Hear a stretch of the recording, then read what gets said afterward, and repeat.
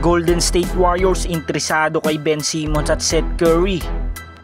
At Steve Kerr namumuro na sa Dubs. So hanggang ngayon ay iniintay pa rin ng Warriors front office ang desisyon ng former NBA champion at former All-Star na si Al Horford. Dahil na-report na nga ng ilang legit insider na sa Warriors nga ito magsasign ng kontrata once na hindi pa ito makapagdesisyon na magretiro sa NBA. Ganun pa man, ngayong 50-50 pa ang Warriors kay Al Horford ngayong free agency. At ngayon nga ay mukhang tinitingnan ng Warriors front office ang availability ni Seth Curry at Ben Simmons. At mukhang ito nga ang kanilang magiging plan B next season dahil kinakailangan nga ng Golden State Warriors na mapalalim ang kanilang second unit lineup. Well, this season si Seth Curry ay nag-a-average lamang ng 6.5 points, 1.7 rebounds at 1 assist per game. Habang ang former number 1 pick naman na si Ben Simmons ay nag-a-average ng 5 points, 4.7 rebounds at 5.6 assists per game. So ang dalawang player na ito ay magiging solid provider pagdating sa scoring. Palit pagdating sa depensa ay liability nga ang kapatid ni Steph na si Seth Curry. At si Ben Simmons naman ay magagamit nga ang kanyang size advantage. At magiging malaking tulong nga din ang kanyang defensive staff kala Draymond Green, Jimmy Butler at Stephen Curry.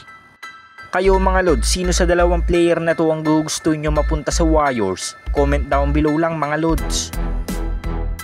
Samantala sa 10 NBA season na pamamalagi ni Kevon Looney sa team ng Golden State Warriors, nagulat nga ang ibang mga Warriors fans dahil sa pagiging free agent nga nito ay mas pinili nga niyang pumirma sa team ng New Orleans Pelicans kasama si Jordan Poole.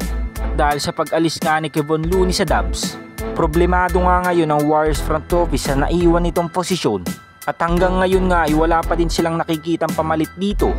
Kaya naman inaasahan talaga na magiging desperado ang Warriors front office na kumuha ng sentro ngayong off-season.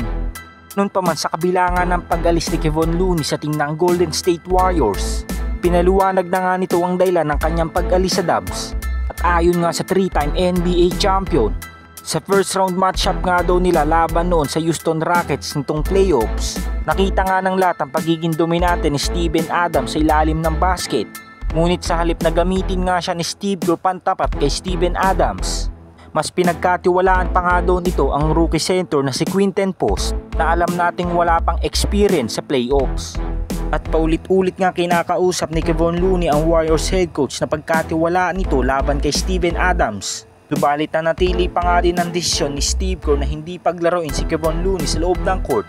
At ito nga ang naging dahilan kung bakit mas pinili ni Kevon Looney lumipat sa New Orleans Pelicans kaysa sa Golden State Warriors.